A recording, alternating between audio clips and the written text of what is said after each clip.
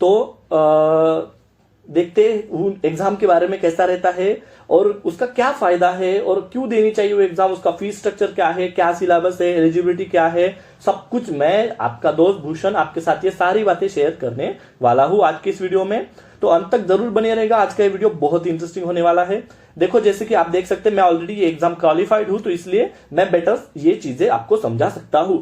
ठीक है, तो सबसे पहले तो इस चैनल को अगर आप नए हो तो जरूर सब्सक्राइब कर लीजिएगा, उसके अलावा बेल आइकन जरूर दबाइएगा ताकि जब भी हम हमारा नया वीडियो डालें तो आप मिस ना करो। ऐसे ही सारे एग्जाम के साथ साथ हम स्टडी के भी बहुत सारे वीडियो डालते रहते हैं। चलो, दो एग्जाम है, एक तो है गैट बी, एक तो है बायोटेक। ठीक है, दोनों के दोनों डिपार्टमेंट ऑफ बायोटेक ऑर्गेनाइज करवाते हैं, इसलिए दोनों के एक ही नोटिफिकेशन जारी हो सकता है। ठीक है, सबसे पहले है ये गैट बी और बायो, इनका जो कॉमन चीजें है वो मैं साथ में बता दूंगा और जो चीजें सेपरेट है वो सेपरेट बता दूंगा। ठीक है, सबसे पहले देखते हैं कि दोनों के दोनों एग्जाम 8 तारीख से उनकी नोटिफिकेशन जारी हो चुका है और 6 मार्च तक उनका फॉर्म भरने की लास्ट डेट है।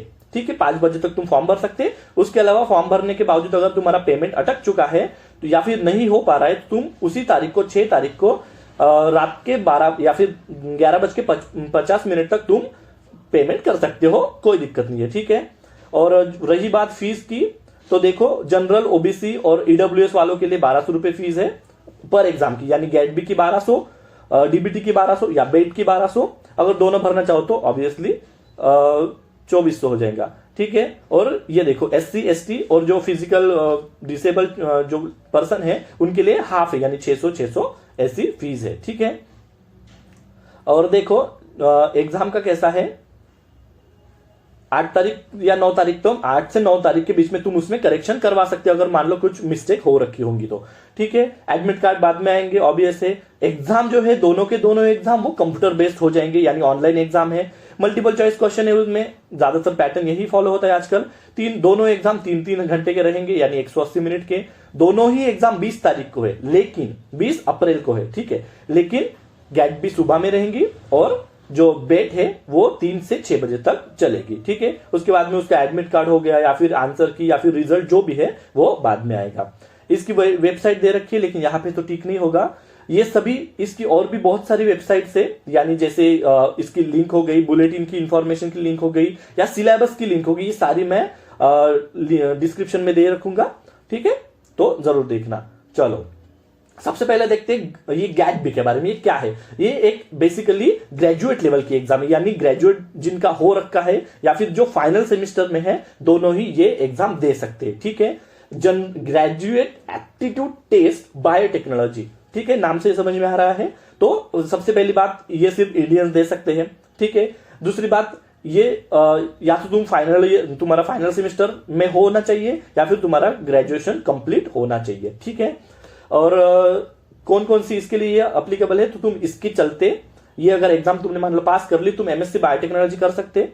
ठीक है, या फिर एमटेक बायोटेक कर सकते हैं, या फिर एमएससी एग्रीकल्चर बायोटेक कर सकते हैं, या फिर वेटरनरी वाले जो है वो मास्टर्स कर सकते हैं एनिमल बायोटेक्नोलॉजी में। ठीक है, और सबसे बड़ी बात ये है कि ये जो भी एग्जाम है उसका जो रिजल्ट आएगा, यानी जैसे गैट बी 2024 दे रहे तो उसका रिजल्ट 1 साल के लिए ही वैलिड रहेगा, यानी तुम एक ही साल के, इसी साल के एडमिशन में तुमको एडमिशन प्रोसेस में एडमिशन करना पड़ेगा। ठीक है, या फिर अगले साल के लिए अलग से एग्जाम देनी पड़ेगी। ठीक है, जो भी स्टूडेंट क्वालिफाई हो जाएंगे उसके लिए कैसा है, इसकी एक पर्टिकुलर इंस्टीट्यूट है या यूनिवर्सिटीज है जिसका भी जिक्र किया गया है बुलेटिन में, वो तुमको देखना पड़ेगा। ठीक है, उसी पर्टिकुलर इंस्टीट्यूट के लिए तुम अप्लाई कर सकते गैट बी के थ्रू। ठीक है, और अगर मान लो तुम्हारा सब कुछ अच्छा हो गया भगवान की कृपा से या फिर खुद की मेहनत से तुम पास हो गए, तो तुम एमएससी बायोटेक के लिए तुमको मतलब सारे पोस्ट ग्रेजुएशन के लिए तुमको डिपार्टमेंट ऑफ बायोटेक्नोलॉजी है वो स्टाइफंड प्रोवाइड करेगा। ठीक है, कितना करेगा यहाँ पे दे रखा है, देख लो। एमएससी बायोटेक होंगे तो 5000 पर मंथ, एमटेक बायोटेक होगा तो 12000 पर मंथ है, एमएससी एग्रीकल्चर बायोटेक होगा तो 7000 पर मंथ है, और जो वेटरनरी वाले मास्टर्स वाले एनिमल बायोटेक वाले हैं उनको 12000 पर मंथ इतना मिलेगा।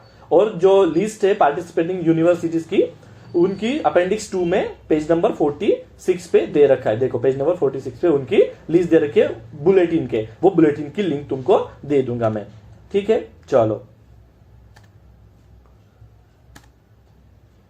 तो पढ़ाई करते रहो। इसके लिए क्या एलिजिबिलिटी है? सबसे पहली एलिजिबिलिटी है कि तुम इंडियन होना जरूरी है ऑब्वियसली। और दूसरी बात जो है वो पर्टिकुलर इंस्टीट्यूट का अलग अलग है, कुछ में माइनर चेंजेस होंगे, या फिर बेसिकली तुम्हारा ग्रेजुएशन होना चाहिए लाइफ साइंस के फील्ड में होना चाहिए, जैसे सीबीजेड हो गया, बायोटेक हो गया, माइक्रोबायोलॉजी हो गया, या फिर कोई भी लाइफ साइंस से रिलेटेड किसी टॉपिक में तुम्हारा ग्रेजुएशन होना चाहिए, ठीक है। उसके अलावा भी कुछ कुछ स्पेसिफिकेशन हो सकता है पर्टिकुलर इंस्टीट्यूट्स का, तो तुमको वो अपेंडिक्स 2 में बुलेटिन के मेंशन कर रखा है, तुमको पर्सनली चेक करना पड़ेगा खुद के हिसाब से। या फिर अगर कुछ चीजें तुमको पर्सनली नहीं समझ में आ रही हो, तुम मुझे या तो कमेंट सेक्शन में बता सकते हो, हम वो चीजें तुम्हारी सॉल्व कर देंगे, ठीक है। और मैंने जैसे बताया कि फाइनल सेमेस्टर में जो बंदा हो या फिर जो भी स्टूडेंट हो वो उसको दे सकते हैं, ठीक है। लेकिन उसके लिए एक मतलब कैसा रहता, जो फॉर्म भरोगे उसमें रिजल्ट अवेटेड कैटेगरी तुमको सिलेक्ट करनी पड़ेगी, और उसका बुलेटिन में ही एक सर्टिफिकेट दे रखा है, वो सर्टिफिकेट तुमको प्रिंट आउट करके तुम्हारे प्रिंसिपल से या फिर जो डायरेक्टर या फिर जो भी हो उनसे तुमको वो साइन करवा के अपलोड करना पड़ेगा। मतलब ऐसा proof, as a proof that you are still result awaiting है और you are still in final semester, ऐसा उससे प्रूव हो जाएगा, ठीक है। और इसकी डिटेल अगर देखा जाए तो ऑब्वियसली जैसे मैंने ऑलरेडी बता रखा है कि कंप्यूटर बेस्ड एग्जाम है, ठीक है।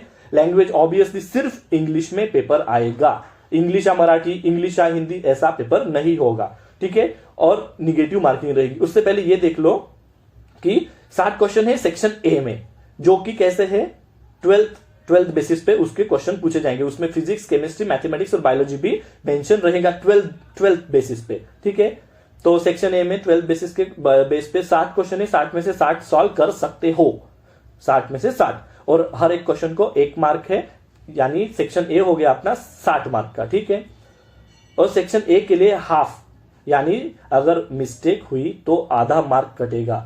बहुत बहुत ज्यादा ये मतलब टफ है, एक्चुअल में इतना नहीं रहता है, ये एग्जाम का थोड़ा सा डिफिकल्टी लेवल ज्यादा है कि अगर तुम्हारा एक करेक्ट आ गया तो 1 मार्क, रॉन्ग हो गया तो पूरा आधा मार्क कटेगा, ठीक है। और सेक्शन बी में जो भी तुम बायोलॉजी के जो पर्टिकुलर सब्जेक्ट तुम चूज करोगे उसमें तुमको 100 क्वेश्चन दिखेंगे, 100 में से तुमको 60 क्वेश्चन सॉल्व करने पड़ेंगे, और हर क्वेश्चन का वेटेज रहेगा 3 मार्क्स का, और अगर रॉन्ग हो गया तो 1 mark for each incorrect answer will be deducted from your total marks, ठीक है, समझ गए। चलो ये हो गया गेट बी के बारे में। अब आते हैं बेट के बारे में, यानी बायोटेक्नोलॉजी एलिजिबिलिटी टेस्ट। ये एग्जाम जनरली नहीं, ये एग्जाम पोस्ट ग्रेजुएशन होने के बाद ही दे सकते हो, यानी जिनका मास्टर्स हो रखा है वही लोग ये एग्जाम दे सकते हैं, ठीक है। Department of DBT, department of biotech, ministry of science and technology, government of India grants the fellowship for pursuing doctoral research, यानी पीएचडी करने के लिए तुमको डीबीटी जो है वो स्टाइपेंड प्रोवाइड करेगा।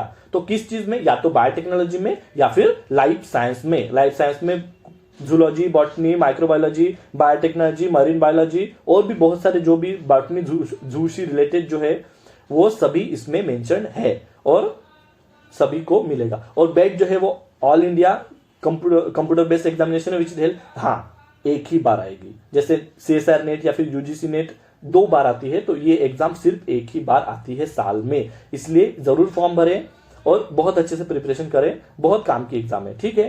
तो ये एग्जाम तुमको इंडिया के सारे मतलब ऑलमोस्ट सारे यूनिवर्सिटी या फिर इंस्टीट्यूट में तुमको पीएचडी, किसी भी इंस्टीट्यूट में अगर तुमने पीएचडी कर ली या फिर रजिस्टर कर ली तो तुमको फेलोशिप मिलेगी। ऐसा नहीं है कि किसी बड़े इंस्टीट्यूट या फिर बड़े रिसर्च इंस्टीट्यूट में ही जाना पड़ेगा, ये कंपलसरी नहीं है। तुम नॉर्मल किसी यूनिवर्सिटी में पीएचडी रजिस्ट्रेशन करके तुम फेलोशिप उठा सकते हो, ठीक है, ओके। हाँ, तो इसके एग्जाम ये थोड़ा सा बाकियों के से अलग है। इसमें 2 कैटेगरी रहेगी, ठीक है। तुम्हारे परफॉर्मेंस के हिसाब से 2 कैटेगरी में रिजल्ट आएगा, या तो कैटेगरी 1, कैटेगरी 2। कैटेगरी 1 वालों को तो नॉर्मल है उनका सब कुछ, यानी उनको फेलोशिप मिलेगी जितनी CSR नेट वालों को मिलती है, ऑलमोस्ट 40,000 के अबाव फेलोशिप तुमको पर मंथ मिलेगी, ठीक है। और तुम पीएचडी कर सकोगे, सब कुछ ठीक है। लेकिन जो कैटेगरी 2 वाले हैं, कैटेगरी 2 वाले को पीएचडी मतलब पीएचडी के लिए डायरेक्ट फेलोशिप नहीं मिलेगी। तुम इस एग्जाम के जो रिजल्ट है, यानी अगर तुम कैटेगरी 2 में क्वालिफाई हो चुके हो तो तुम उसके बेसिस पे किसी डिपार्टमेंट ऑफ बायोटेक ने अगर किसी इंस्टीट्यूट में प्रोजेक्ट अगर लॉन्च कर रखा है, तुम उस you can be the part of that project, और वो प्रोजेक्ट वाले जो भी तुमको स्टाइपेंड देंगे वो तुमको मिलेगा, लेकिन तुमको पीएचडी के लिए स्टाइपेंड नहीं देगा अगर तुम कैटेगरी 2 में अगर क्वालिफाई हो तो, ठीक है। और सबसे बड़ी बात कैसा रहता है, यहाँ पे एक प्रोसेस रहता है, जैसे एडमिशन होने के बाद रजिस्ट्रेशन होता, और रजिस्ट्रेशन होने के बाद ही तुमको फेलोशिप शुरू होगी, ठीक है। ओके, तो अगर इसके एग्जाम के बारे में देखेंगे तो ये कंप्यूटर बेस है, ऑब्वियसली सिर्फ इंग्लिश में है, ठीक है। और इसका देखो, इसका सेक्शन ए है, इसका सेक्शन जो ए है उसमें general science, mathematics, chemistry, general aptitude, analytical qualitative ability and general biotech पूछा जाएगा, ठीक है। और जो पार्ट 2 है उसमें तुमको पर्टिकुलर तुम्हारा सब्जेक्ट पूछा जाएगा, ठीक है। लेकिन इसमें देखो, पार्ट 1 में 50 क्वेश्चन है, 50 के 50 तुम सॉल्व कर सकते, 3 मार्क का है। गेट बी में वैसा नहीं था तो गेट बी छोड़ दो, 3 मार्क का एक क्वेश्चन है, 150 मार्क्स के टोटल हो जाएंगे। और पार्ट बी में 150 में से सिर्फ 50 क्वेश्चन सॉल्व करने हैं, और हर क्वेश्चन रहेगा 3 मार्क का, ठीक है। तो ऐसे 150 टोटल 300 मार्क्स का पेपर हो गया। और हर रॉन्ग आंसर के लिए, चाहे पार्ट ए हो चाहे पार्ट बी हो, हर रॉन्ग आंसर के लिए तुम्हारा 1 मार्क कटेगा, ठीक है। तो इसमें क्या बोल सकते हैं अपन, अगर नहीं आ रहा हो तो छोड़ दो, ठीक है। तो ये दोनों एग्जाम का कैसा है अब तुमको पता चल गया। इनका एक पर्टिकुलर फॉर्म भरने का एक पैटर्न है, सिंपल है, बाकी एग्जाम से कोई अलग नहीं है। देखो, रजिस्ट्रेशन करना पड़ेगा शुरू में, ईमेल आईडी, फोन नंबर वगैरह डाल के, ठीक है। उसके बाद में रजिस्ट्रेशन नंबर जो आएगा तुमको, एप्लीकेशन नंबर आएगा तुम्हारे जीमेल पे या टेक्स्ट आएगा, वो डाल के फॉर्म कंप्लीट करना पड़ेगा, ठीक है। फॉर्म कंप्लीट करते समय तुमको कुछ डॉक्यूमेंट सबमिट करने पड़ेंगे, जैसे तुम्हारा फोटो हो जाएगा, साइन होगी, उसकी जो भी साइज है वो यहाँ पे मैंने मेंशन कर रखी है, ठीक है। अगर तुम मान लो फिजिकली वीक हो तो तुमको उसका सर्टिफिकेट बताना पड़ेगा। कैटेगरी में आ रहे होंगे तो कैटेगरी सर्टिफिकेट भी चाहिए, बर्थ सर्टिफिकेट भी चाहिए, ठीक है। और proof of date of birth में तुम बर्थ सर्टिफिकेट या फिर लाइक कोई दूसरा भी डॉक्यूमेंट, जैसे तुम्हारा पैन कार्ड हो गया या फिर आधार कार्ड हो गया, वो भी तुम डाल सकते, ठीक है। और अगर मान लो तुम्हारा, जैसे मैंने बताया कि रिजल्ट अवेटिंग होगा, तो तुमको उसका जो एक पर्टिकुलर सर्टिफिकेट है वो बुलेटिन से डाउनलोड करके, उसके प्रिंट आउट करके, फिल करके तुम्हारे प्रिंसिपल या फिर जो भी तुम्हारे हेड होंगे उनसे साइन करवा के यहाँ पे अपलोड करना पड़ेगा। लेकिन जिसकी कंप्लीट हो रखी हो ग्रेजुएशन, उसको ये करने की जरूरत नहीं है, ठीक है।